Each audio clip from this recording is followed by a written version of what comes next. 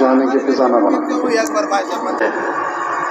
جب دکھایا جائے گا پتہ چلے گا پوری زندگی دین کی نسبتوں پر کہنے سننے سمجھائش کی مجلسوں میں گزارنے پر آدمی آمادہ ہو جائے گا، لیکن وہ موقع عمل کا نہیں ہوگا، عمل کی جزا یا سزا کا ہوگا۔ پڑھتے رہے ماشاءاللہ، تشریف لائیں، بیٹھتے رہے ماشاءاللہ، بیٹھتے رہے۔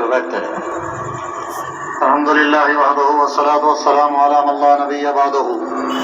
اللہم صلی علی سیدنا مولانا محمد وعلی آل سیدنا مولانا محمد کما صلیت علی ابراہیم وعلی آل ابراہیم انک حمید مجید۔ اما بعد فاعوذ باللہ من الشیطان الرجیم، بسم اللہ الرحمن الرحیم۔ ان الدین عند اللہ الاسلام، وقال اللہ تبارک وتعالی ومن يبتغ غير الإسلام دينا فلن يقبل منه، قال النبي صلى الله عليه وسلم من تمسك بسنتي عند فساد أمتي فله أجر 100 شهيد، أو كما قال صلى الله تعالى عليه وسلم۔ آتے رہے، تشریف لائے، بیٹھنے کے آداب کی رعایت کر کے بیٹھنے کے آداب کی رعایت کریں گے، اللہ تعالیٰ کی طرف سے سننے کی توفیق ملے گی۔ سننے کے آداب کی رعایت کریں گے، اللہ عمل کی توفیق دے گا۔ اس کے لیے بیٹھو تو بڑے ادب کے ساتھ، اللہ کے دین کی مجلس سے بیٹھنے کا ادب سکھایا گیا ہے۔ سنو تو دھیان توجہ کے ساتھ، کیونکہ صرف سننا سننے کے لیے نہیں ہے بلکہ سننا عمل کے لیے۔ جن کے ارادے عمل کرنے کے ہوں گے وہ دین کے باتوں کو دھیان توجہ کے ساتھ سنیں گے۔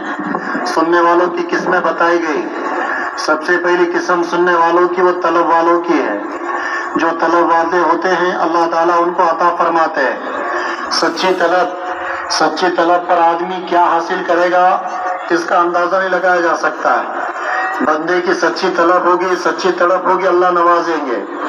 سلمان فارسی رضی اللہ تعالیٰ عنہ سچی طلب تھی، 10 سے زیادہ آقاؤں نے خریدا، 10 سے زیادہ مالکوں کے غلام بنے، لیکن اللہ رب العزت نے رسول اللہ کی صحبت تک ان کو پہنچا دیا۔ اللہ کے رسول کی صحبت ان کو میسر آئی۔ اللہ کے رسول صلی اللہ علیہ وسلم نے ان کی طرف دیکھ کر ایک موقع پر ارشاد فرمایا کہ میرے امت میں بعض لوگ ایسے ہیں اگر انہیں پتہ چلے کہ ایمان ثریا پر ملتا ہے تو وہ ثریا پر جا کر کے ایمان لے آتے ہیں، کہ ان کا مقام، ان کا مرتبہ اتنا بڑا۔ اللہ کے رسول نے ایک موقع پر یہ فرمایا کہ سلمان و منا اہل البیت، کہا کہ سلمان تو میرے ذات سے ہے۔ بعضوں نے کہا خندق کھودنے کے موقع پر کہ خندق کو کھودا جا رہا ہے، بعض خندق کا حصہ مہاجرین کے حصے میں آیا، بعض خندق کا حصہ انصار کے حصے میں آیا۔ تو لوگوں نے کہا بھائی سلمان کس سے ہے؟ مہاجرین میں سے پکڑا جائے گا یا انصار میں سے پکڑا جائے گا؟ کس میں ان کو گنا جائے؟ اللہ کے رسول کے پاس جب یہ قضیہ پہنچا تو اللہ کے رسول نے ارشاد فرمایا سلمان نہ تو مہاجر سے ہے، سلمان نہ تو انصار سے ہے، بلکہ سلمان تو اہل بیت سے ہے۔ ایک بے نام آدمی اہل بیت میں داخل ہو جاتا ہے سچی طلب سے، اور اگر آدمی بے طلب ہو جائے، آدمی بے ادب ہو جائے کہ بے ادبی کے ساتھ، بے طلبی کے ساتھ اگر دین کی باتوں میں سننے کے لیے اگر آدمی بیٹھنے والا بنے گا، اللہ کا دین تو بلند ہے، اس میں ذرے برابر کی کمی کجی نہیں آئے گی۔ اسے روایت کے اندر آتا ہے ساری انسانیت سجدہ ریز ہو جائے اللہ کی بارگاہ میں، سارے کے سارے ایک ساتھ اللہ کے سامنے سجدہ کرنے والے بن جائیں، اللہ کے شان میں ذرے برابر کا اضافہ نہیں ہوگا۔ سارے باغی ہو جائے اللہ کے شان میں ذرے برابر کی کمی نہیں آئے گی۔ اللہ کی شان تو وراء الورا ہے۔ موسیٰ علیہ الصلوۃ والسلام نے ایک مرتبہ عرض کیا کہ یا اللہ سارے دنیا کے انسان آپ کے باغی بن جائے، سارے دنیا کے انسان آپ کے نافرمان ہو جائے، آپ کی بغاوت پر آ جائے تو آپ کیا کریں گے؟ اللہ رب العزت نے ارشاد فرمایا کہ موسیٰ ہمارے پاس ایک جانور ہے، ہم اس جانور کو مسلط کریں گے اور وہ جانور سارے انسانیت کا، ساری مخلوقات کا ایک نوالا بنا کر کے کھا جائے گا۔ عرض کیا کہ اللہ اتنا بڑا جانور؟ اللہ نے فرمایا کہ ہمارے پاس اتنے بڑے بڑے جانور ہیں۔ عرض کیا کہ یا اللہ اتنا بڑا جانور کہاں ہے؟ اللہ نے ارشاد فرمایا کہ موسیٰ وہ ہماری چراگاہ میں چر رہا ہے۔ عرض کیا کہ یا اللہ اتنی بڑی چراگاہ کہاں ہے؟ اللہ نے ارشاد فرمایا کہ موسیٰ اتنی بڑی چراگاہ ہمارے علم کے خزانوں میں ہے، نہ ہم نے کسی نبی کو بتایا نہ کسی فرشتوں کو بتایا۔ اللہ تو امر کن کے مالک ہے، اللہ کا ارادہ اگر زوال لانے کا ہو جائے، اللہ کا ارادہ زوال لانے کے لیے کافی ہے۔ اللہ کا ارادہ پکڑ کرنے کا آ جائے، اللہ تعالیٰ پکڑ کرنے پر ایسے قادر ہے کہ پھر کوئی اللہ کی پکڑ سے بچ نہیں سکتا ہے۔ ایک قوم پہنچی بیت اللہ میں اللہ کے سامنے دعا کرنے کے لیے، اور انہوں نے اللہ سے دعا کی کہ اللہ ہم پر سے بارشیں رکی ہوئی، آپ بارش کو برسائیے۔ اللہ نے ارشاد فرمایا ان کے دعا پر کہ ہاں تم پر بارش کو برسائیں گے۔ کہا کہ مانگو، کون سا بادل مانگتے ہو؟ کالا بادل مانگتے ہو، سفید بادل مانگتے ہو، یا سرخ بادل مانگتے ہو؟ قوم کہنے لگی سفید میں سے تھوڑی پانی برسے گا، سرخ میں سے بھی ہم کو اندازہ نہیں کہ بارش برسے۔ کہا کہ اللہ کالا بادل ہے، کالا بادل چلا دے اور ہماری کھیتیوں کو سیراب کر دے، ہم پر پانی کو برسا دے۔ نافرمان لوگ تھے، اور نافرمانی کے بعد تو اللہ تعالیٰ دعائیں بھی قبول نہیں کرتے ہیں۔ اگر آدمی نافرمانی کرے، آدمی گنہگاری والی زندگی گزارے، راستہ اختیار کرے یہود و نصارہ کا، اور اللہ سے ہدایت کی دعا کرے، ایسوں کی دعائیں پرانے کپڑے میں لپیٹ کر کے منہ پہ پھینک کے مار دی جاتی ہے۔ جن کے مجاہدے دین کی محنتوں کے اللہ تعالیٰ ان کی دعاؤں کو مقبول فرماتے ہیں۔ جیسے مولانا یوسف رحمۃ اللہ علیہ کا فرمانا ہے، اللہ ہدایت دعاؤں پر لاتے ہیں، ہدایت دعاؤں پر آتی ہے، ماحول دعاؤں سے بنتا ہے، ماحول کا بدل دعاؤں کے ساتھ لگا ہوا ہے، لیکن کا ہدایت کی دعائیں قبول کیسے ہوتی ہے؟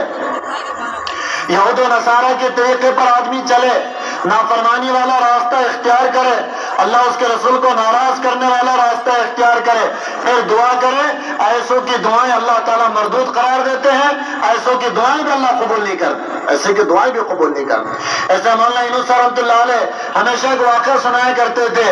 ایک آدمی سے کہا گیا کہ اللہ سے مانگو اللہ دیں گے، لیکن اس نے گنہگاری کی زندگی سے توبہ نہیں کی، نافرمانی کی زندگی سے توبہ نہیں کی، رسول اللہ والے طریقے کو اختیار نہیں فرمایا، خالی دعا کر رہا ہے۔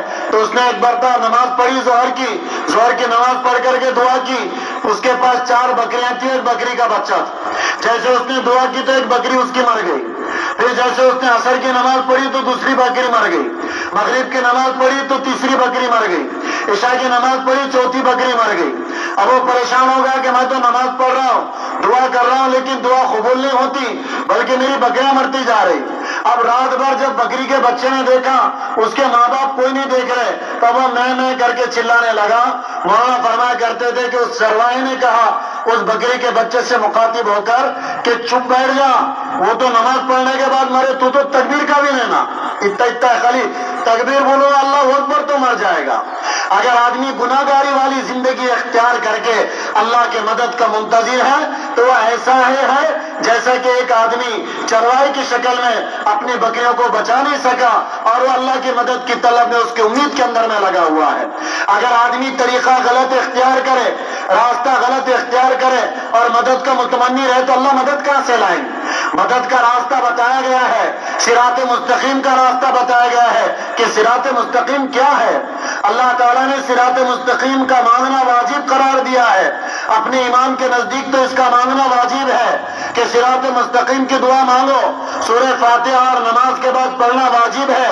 جب ہدایت کی دعا کا مانگنا واجب ہے تو سوچو ہدایت کی محنت کا کرنا کتنا ضروری ہے۔ اور اللہ نے آج کے زمانے میں ہم کو اور آپ کو دعوت و تبلیغ کی محنت دی ہے، اور یہ محنت سراپا ہدایت کی محنت، اس محنت کے ذریعے سے اللہ دعائیں قبول کریں گے، اس محنت کے ذریعے سے ہدایت زندہ ہوگی، ہدایت کی لہریں چلتی ہے، ہدایت کی ہوائیں اللہ چلاتے ہیں، بے دینی کو اللہ دفن کر دیتے ہیں، اور اللہ رب العزت بت پرستوں کے گھروں میں ہدایت یافتہ لوگوں کی پرورش کرتے ہیں۔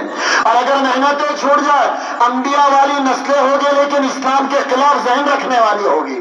اگر ہدایت کی محنت چھوٹ جائے تو نبیوں کی اولادیں ہوں گی لیکن ہدایت کے خلاف سوچنے والی، ہدایت کے خلاف بولنے والی، اسلام کے خلاف کی ذہنیت رکھنے والی۔ ایک امام کے بارے میں بتایا گیا کہ وہ تو تھے وقت کے امام، لیکن بار بار ان کے زبان سے یہ نکلا کرتا تھا عیسائیوں کا مذہب اچھا ہے، عیسائیوں کا مذہب اچھا ہے۔ کیونکہ ان کے اندر میں غسل کے لیے اتنی زیادہ تاکید نہیں ہے، پاکی حاصل کرنے کے لیے اتنی زیادہ تاکید نہیں ہے، اور اسلام کے اندر میں تو پاکی کی بڑی باریکی ہے۔ ہمیشہ ان کے زبان سے نکلتا تھا کہ عیسائیوں کا مذہب اچھا ہے۔ کیونکہ دوستو جب محنتیں چھوٹ جاتی ہے، غیروں کے طریقے، غیروں کے مذہب مسلمانوں کو اچھے نظر آتے ہیں. پھر مسلمان عورتوں کو اسلام قید خانہ نظر آتا ہے, مسلمان لڑکیوں کو اسلام قید خانہ نظر آتا ہے. ان کو احکام بتائے جائے, حیا کی تعلیم دی جائے, پردے کے احکام سنائے جائیں, پردے کے تعلق سے بتایا جائے تو پردہ ان کو قید خانہ لگتا ہے. وہ تو کہتے ہیں کہ یہ تو ماڈرن زمانہ ہے. ماڈرن زمانے میں کہاں تم اونٹوں کے دور کی بات کر رہے ہو؟ یہ تو ماڈرن زمانہ ہے. ماڈرن زمانے کے اندر میں تو ٹیکنالوجی کا دور ہے. آپ تو دوسروں کی طرح کندھے کو کندھا لگا کر کے چلنا چاہیے.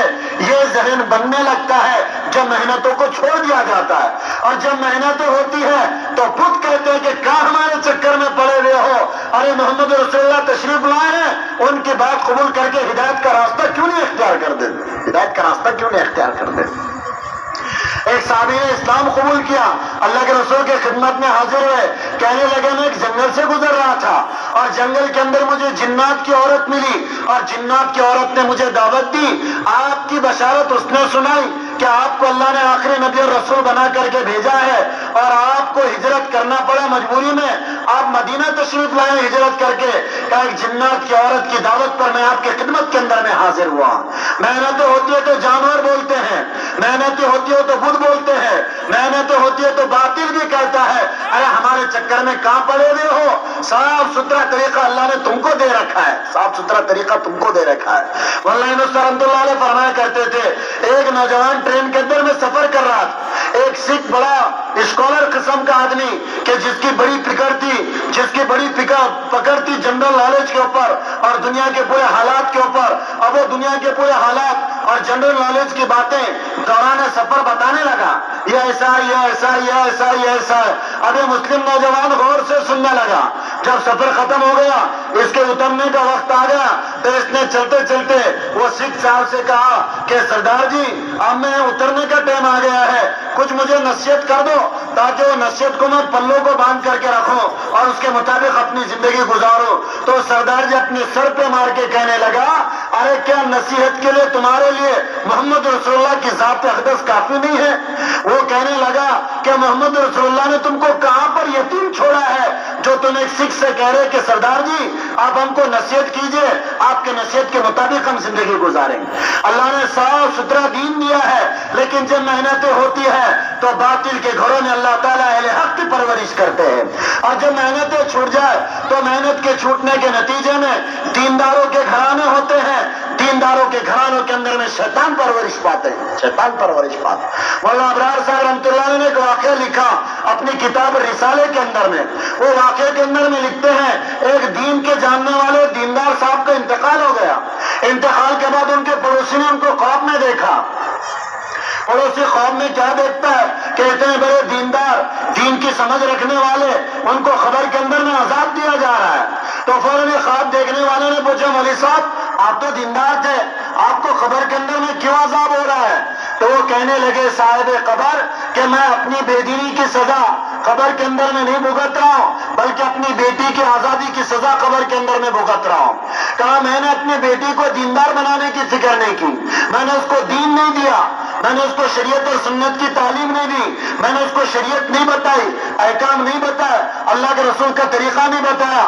اگر ہم نے اپنے نسلوں کو دین کی تعلیم سے آراستہ نہ کیا, اگر ان کو دیندار نہیں بنایا, ٹیکنالوجی کا دور ہے, سائنس کا دور ہے, سوشل میڈیا کا دور ہے, وہ دن دور نہیں ہے کہ جب انسانوں کے خیالات, ان کے ذہن اسلام کے خلاف سوچنے کے اوپر آمادہ ہو جائیں. ایک بڑے مفتی صاحب پونا کے, جب ہماری ان کی ملاقات ہوئی, ایک بڑے مکتب سے وہ خطاب کر رہے تھے. دوران خطاب وہ کہنے لگے میرا جانا رشیا ہوا, رشیا کے اندر میں ایک بڑے عالم سے میری ملاقات ہوئی, انہوں نے اپنا واقعہ سنایا. انہوں نے کہا کہ میں نے اپنے اولاد کی دینداری کی فکر نہیں کی, میں نے آنے والی نسل سمجھ کر کے اس کی افزائش نسل باعتبار دین کے اعتبار سے, اس کی نشوونما باعتبار دین کے اعتبار سے نہیں کی. میں نے اس کو نہ احکام سمجھایا, نہ دین سمجھایا, نہ شریعت و سنت سمجھائی, اور اعلیٰ تعلیم حاصل کرنے کے لیے میں نے اپنے لخت جگر کو آسٹریلیا بھیج دیا. کہا میرا بیٹا آسٹریلیا سے پڑھ کر کے آیا, وہ دنیا داری تو پڑھا لیکن دینداری نہیں پڑھ سکا, اس کو احکام کا کوئی علم نہیں تھا, شریعت سنت کا کوئی پاس اور لحاظ نہیں تھا. اللہ کیا ارشاد فرماتے, رسول اللہ کی کیا تعلیمات ہے, اس کی زندگی اس سے کوسوں دور تھی. کہ جب اس کی ایک عمر ہو گئی, اس عمر پر میرا ارادہ ہوا کہ میں اپنے بیٹے کا نکاح صحیح جگہ کروں, تو میں رشتہ دیکھنے کے لیے گیا, اور میں نے اپنے بیٹے سے کہا کہ بیٹا بیٹا میں تمہارا رشتہ دیکھنے کے لیے جا رہا ہوں, میں تمہارے لیے لڑکی پسند کر کے پکا رشتہ کر کے آ جاؤں گا. تو بیٹے نے کہا ابا جان میرے لیے رشتہ دیکھنے کی کوئی ضرورت نہیں ہے. تو کہنے لگے باپ بیٹے ایسے کیسا, رشتہ تو دیکھنا پڑے گا. اس نے کہا کہ میں نے رشتہ دیکھ لیا ہے. باپ خوش ہو گئے کہ چلو بیٹے نے میرا یہ ٹینشن بھی ختم کر دیا.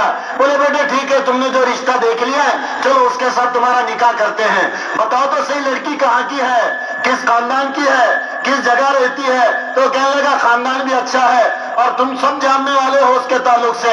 تو باپ نے کہا نہیں بیٹا میں کچھ نہیں جانتا. تو بیٹا کہنے لگا ابا جان جس لڑکی کا میں آپ سے ذکر کر رہا ہوں وہ لڑکی کہیں دور کی نہیں ہے بلکہ میری سگی بہن ہے, میں اپنے سگی بہن کے ساتھ نکاح کرنا چاہتا ہوں. تو باپ نے کہا کہ بیٹا ایسا نہیں ہو سکتا ہے, شریعت نے منع کیا ہے, اسلام نے محرمات کے رشتے بتائے ہیں, 14 رشتے کو محرم رشتہ قرار دیا گیا ہے جس کے درمیان میں نکاح نہیں ہو سکتا ہے. بیٹے نکاح سگی بہن سے نہیں ہوتا ہے. تو بچہ کہنے لگا ابا جان چھوڑو نا یہ اونٹوں کے دور کی باتیں, اب تو ٹیکنالوجی کا دور ہے, دنیا راکٹ کے رفتار سے ترقی کر رہی ہے اور تم کہاں کس زمانے کی باتیں کر رہے ہو, یہ نہیں ہو سکتا یہ نہیں ہو سکتا. اینی تھنگ از پاسبل ابا. وہ اپنے باپ سے کہنے لگا ہر چیز ممکن ہے, ہم کوشش کریں گے ہو جائے گا. باپ سمجھا کر کے تھک گیا. باپ بیٹے کو شریعت سمجھا رہا تھا اور بیٹا آئیڈیالوجی کے اندر میں اپنے باپ کی بات کا رد کر رہا تھا. تو رشیا کے عالم صاحب نے تقریباً ان کے جتنے بھی دوست احباب تھے ان کو دعوت نامہ بھیجا اپنے بیٹے کے پروگرام کا. سب کو پروگرام کے نام پر جمع کیا اور سب کے سامنے اپنے بیٹے سے کہا کہ بیٹے اب تم یہ بتاؤ تم کس سے نکاح کرنا چاہتے ہو. تو بیٹا کہنے لگا میں اپنے بہن سے نکاح کرنا چاہتا ہوں. باپ نے کہنے لگا, رونے لگا باپ اور کہنے لگا بیٹے بہن سے نکاح نہیں ہوتا ہے. تو کہنے لگا میں یہ لوگوں کے سامنے کیا ساری دنیا کے سامنے ڈنکے کے چوٹ بولوں گا کیونکہ سکسیسفل جوڑا بہن ہے. اب تم تو ایک ایسی لڑکی میرے لیے لے کر آؤ گے جو مجھے جانتی نہیں پہچانتی نہیں, اور یہ تو مجھے جانتی بھی ہے پہچانتی بھی ہے, میرے مزاج سے باخبر ہے, اس سے زیادہ سکسیسفل جوڑا اور کون سا ہو سکتا ہے. تو باپ نے اپنے جیب میں سے ریوالور نکالی, اس کے کن پٹی پر رکھ کر کے اپنے بیٹے کا مرڈر کر دیا اور اس نے سارے لوگوں سے کہا دیکھو میں تو اپنے بیٹے کو کب کا سزا دے سکتا تھا لیکن آپ سب کے سامنے بلا کر میں آپ کو ایک پیغام دینا چاہتا ہوں, جو آگ آج میرے گھر پر لگی ہوئی ہے ایسا نہ ہو کہ کل وہ آگ کی لپیٹیں آپ کے گھروں تک بھی پہنچ جائے, بے دینی سرایت کر جائے, بے دینی اثر دکھا جائے. یہ تو انہوں نے اس زمانے کا واقعہ سنایا تھا جب اتنا سوشل میڈیا کا دور نہیں تھا. آج تو سوشل میڈیا کا دور اتنا عام ہے کہ رشتوں کا تقدس بھی اللہ معاف کرے ختم ہو گیا. ایسے موقع پر محنت کرنا ضروری ہے کہ ہر آدمی دین کا داعی بن کر کے چلے, ہر آدمی دین کی دعوت دینے والا بنے, ہر آدمی اپنے آخرت کو سامنے رکھ کر کے جینے والا بنے, ہر آدمی کا داعیہ اس بات کا ہو جائے کہ میں پورا دیندار کیسے بن جاؤں اور پورے دین کی محنت کرنے والا کس طرح ہو جاؤں. ساری امت اگر دین کی دعوت پر آ جائے گی اللہ رب العزت فیصلے فرما دیں گے بے دینی کے دفن ہو جانے کے, دینداری کے زندہ ہو جانے کے, کیونکہ رسول اللہ پوری امت کو داعی بنا کر کے گئے. آج تم کاروباری بن گئے, بیپاری بن گئے, جانوروں کی طرح حبت کرتے ہوئے دنیا کی طرف للچائی نظر سے دیکھنے والے بن گئے. 4 نسلوں کی کمائی ہے, 5ویں نسل کے کمانے کے چکر میں لگے ہوئے ہیں اور جس مقصد کے تحت بھیجا گیا تھا, جو سبق سکھانے کے لیے بھیجا گیا تھا, آج وہ سبق سے مسلمان باخبر نہیں بلکہ مسلمان بے خبر ہے. اس سے اقبال رحمۃ اللہ علیہ کہتے ہیں سوئی ہوئی قومیں تو جاگ اٹھی, بیدار مسلمان سوتا ہے. جو سوئے ہوئے تھے وہ تو جاگ گئے, جو نچلے طبقے تھے وہ تو اوپر آ گئے, لیکن جس کو آلہ بنا کر کے بھیجا تھا, اشرف بنا کر کے بھیجا تھا, خلافت جس کی گھٹی میں رکھی گئی تھی, قیادت کا جس کو سبق پڑھایا گیا تھا, امامت کا جس کو سبق پڑھایا گیا تھا, آج وہ سطح کا رکھنے والا مسلمان کا آج وہ جو تو بجائے بیدار ہونے کے غفلت کی نیند سو رہا ہے, بے دینی چرم سیما پر ہے, بے دینی عروج پر اگر آ جائے تو بھی ہم بولے ہم کو کیا کرنے گے. ہر آدمی اگر داعی بنے گا, بے دینی کے خلاف بولنے والا, طاقت کا استعمال کرنے والا, اپنے زبان کا استعمال کرنے والا بنے گا, اللہ رب العزت ایسے لوگوں کے بارے میں فرما رہے اللہ تعالیٰ ان کا حشر کل قیامت کے دن مہاجر اور انصار کے ساتھ فرمائے. اللہ کے رسول ارشاد فرماتے من تمسک بسنتی, عند فساد امتی، جو میری ایک میٹھی سنت کو زندہ کرے گا امت کے فساد کے زمانے میں اللہ رب العزت اس کو 100 شہیدوں کا ثواب دیں گے۔ صحابہ کو اللہ تعالیٰ جزائے خیر دے، پوچھ لے اللہ کے رسول سے، یا رسول اللہ شہید کون سے، اس زمانے کے کہ ہمارے زمانے کے، کون سے زمانے کے شہید؟ اللہ کے رسول نے ارشاد فرمایا تمہارے زمانے کے شہید 100 شہید صحابہ کے برابر اللہ تعالیٰ ان لوگوں کو اجر دیں گے جو رسول اللہ کی ایک میٹھی سنت زندہ کرنے کی کوشش کریں گے، میٹھی سنت زندہ کرنے کی کوشش کریں۔ سب سے بڑی سنت رسول اللہ کی وہ دینی فکر کے ساتھ اپنے اوقات کا گزارنا ہے، دینی جذبے کے ساتھ زندگی کا گزارنا ہے، دعوت کا مزاج بناتے ہوئے ایک ایک کے پاس جانا، ایک ایک کو سمجھانا، دعوت کا دائرہ بڑھانا، ایک ایک کو حق کی طرف لانے کی کوشش کرنا، گنہگاری کی زندگی سے سچی پکی توبہ کرانے کی کوشش کرنا۔ اللہ نے اس کا ذمہ دار ہم کو اور آپ کو بنا کر بھیجا ہے، اسی ذمہ داری کے ضمن میں یہ سارے اجتماعات لیے جا رہے تاکہ ہمارے اندر بیداری آ جائے، ہماری عزت جاگ جائے۔ آج مسلمان مردہ قوم بن کر کے جی رہی ہے، حالانکہ مسلمان مردہ قوم نہیں ہے، زندہ قوم ہے کہ جن کو تھوڑا سا اشارہ بھی جگا سکتا ہے۔ آج اللہ ہمارے قصوروں کو معاف فرمائے، اشارے کیا، بڑے بڑے جھٹکے، بڑے بڑے پھٹکے، آج وہ بھی ہم کو جگانے کے لیے تیار نہیں ہے۔ اس کے لیے سارا مجمع نیت کرے، یہ چھوٹے بڑے اجتماعات اللہ کے راستے میں نکلنے کی آوازیں اور روزانہ فکروں کے اعتبار سے اپنے مسجدوں کو وقت دینا، اپنے اطراف میں دینداری کا ماحول بنانے کی فکر کرنا، مستورات کو بھی دین کے کام میں معاون بنانا، اپنے گھر کی مستورات کو دیندار بنانا، گھر میں تعلیم کے حلقے لگانا، مستورات کی دین کی فکر کرنا، یہ سارے اعمال اللہ نے ہم کو اور آپ کو عطا فرمائے۔ اگر ہم صحیح ڈھنگ سے ان کو کرنے والے بنیں گے دنیا آخرت کے اندر برکتیں اٹھائیں گے، اور اگر خدا نہ کرے اس کو چھوڑ دیں گے تو کافر وہ دن دور نہیں ہے کہ بے دینی کی لپیٹیں ہمارے گھر کے اندر آ جائیں، ہمارے گھر کے اندر آ جائیں۔ وہ واقعہ ادھورا رہ گیا تھا، پورا کر کے انشاءاللہ آگے کی بات آپ کے سامنے آئے گی۔ تو وہ کہنے لگے خواب دیکھنے والے، ارے تم کیسا کیا قبر میں اتنے عذاب میں؟ انہوں نے کہا میں اپنی بیٹی کی آزادی کی سزا قبر کے اندر میں بھگت رہا ہوں۔ ارے بولے وہ کیسا؟ بولے میں اپنے بیٹی کو دیندار بنانے کی فکر نہیں کی، وہ کہاں جاتی ہے، کہاں بیٹھتی ہے، کہ اس کے تعلق سے میں نے تھوڑا بھی نہیں سوچا، میں نے تو اپنی بیٹی کو موبائل لے کر کے دے دیا۔ صاحب واقعہ لکھتے ہیں وہاں پر حاشیہ باندھ کر کہنے لگے کہ جو ماں باپ اپنی کنواری بیٹیوں کو اینڈرائڈ موبائل خرید کر کے دیتے ہیں، وہ ماں باپ بزبان حال اپنی بیٹیوں کو کہتے ہیں کہ بیٹی ماڈرنزم ہے اور ٹیکنالوجی کا دور ہے، پیروں سے چلتے ہوئے تھک جاؤ گی، اب ہم تم کو یہ دے رہے ہیں نا تو اب تیرے پیر تو ہم کاٹ رہے لیکن تجھے پر لگا رہے ہیں، جتنے فائدے اس کے ہیں اس سے زیادہ اس کے نقصانات ہیں۔ تو انہوں نے کہا ٹھیک ہے میں تمہاری بیٹی کو جا کر کے سمجھاؤں گا۔ جب انہوں نے صبح میں اٹھے ان کے گھر پر گئے تو گھر پہ لاک نظر آیا، پوچھا فلاں صاحب کی بیٹی یہاں رہتی تھی وہ کہاں گئی ہے؟ ان کو بتایا گیا وہ تو سوئمنگ پول پہ کوچ کا کام کرتی ہے، وہ لوگوں کو تیرنا سکھانے کا کام کرتی ہے۔ یہ اس کے پاس گئے، جا کے اس سے کہنے لگے کہ پیاری بیٹی تو یہاں پر یہ کام میں لگی ہوئی ہے اور میں نے تیری آزادی کی سزا تیرے باپ کو قبر کے اندر میں بھگتتے ہوئے دیکھا ہے۔ آزادی کے نعرے مارنے والے ذلت کے ساتھ آخر میں یہ کہنے پر مجبور ہو گئے کہ ہم نے جو آزادی کا نعرہ مارا ہم غلطی پر تھے۔ اسکاٹ لینڈ کے ایک عورت نے کہا کہ عورتوں کو برابر کا حق دو، مردوں کے سینہ بسینہ یہ چلے اور ان کو بھی ایسا کرو ان کو بھی ایسا کرو۔ تو اس کو جو تو پوچھا گیا 50 سال گزرنے کے بعد میڈیا نے پوچھا کہ تم نے نعرہ مارا، آزادی کے نام پر کئی لوگوں کو گھر سے باہر نکالا، اب تم کیسا محسوس کر رہی ہو؟ تو اس نے کہا میں گھٹن کی زندگی محسوس کر رہی ہوں کہ نعرہ مار کر کے میں نے غلطی کی۔ اللہ کا جو نظام ہے، اللہ رب العزت نے جس نے انسانوں کو پیدا کیا اس نے جو ضابطہ بنایا عورتوں اور مردوں کا اور سارے انسانوں کا، مرد کو حکیم بنایا، عورت کو محکوم بنایا، مرد کو نگہبان بنایا، عورت کو اس کی حفاظت کی ذمہ داری دی گئی اور عورت کو محفوظ بنایا گیا۔ قرآن کہہ رہا ہے الرجال قوامون علی النساء کہ ہم نے مردوں کو نگہبان بنایا عورتوں کے اوپر، ہر اعتبار سے وہ نگرانی کرے، نگہبانی کرے، ان کے دین کے تعلق سے حفاظت کا سارا نظام چلائے، سارا نظام چلانے کی ذمہ داری دی گئی۔ جیسے لڑکی کو پتا چلا اس سے سچی پکی توبہ کی، جب انہوں نے دوسرے رات خواب میں دیکھا تو قبر کے اندر میں بڑے آرام سے تھے، پوچھا تمہارے لیے آرام کر دیا گیا؟ کہنے لگے میری بیٹی نے سچی پکی توبہ کر لی ہے۔ اس کے لیے سارا مجمع نیت کرو انشاءاللہ کہ ہم اپنے آپ کو دائی بنائیں گے اور دین کی محنتوں میں اپنے جان مال اور اپنے وقت کی ترتیب بنائیں گے۔ اس کے لیے سب تیار ہو انشاءاللہ؟ ہمارے سامنے بات آتے رہے گی، پورا مجمع اسی طرح بیٹھے، بیان کے آخر میں جو تقاضے آئیں گے ان تقاضوں پر لبیک کہیں گے۔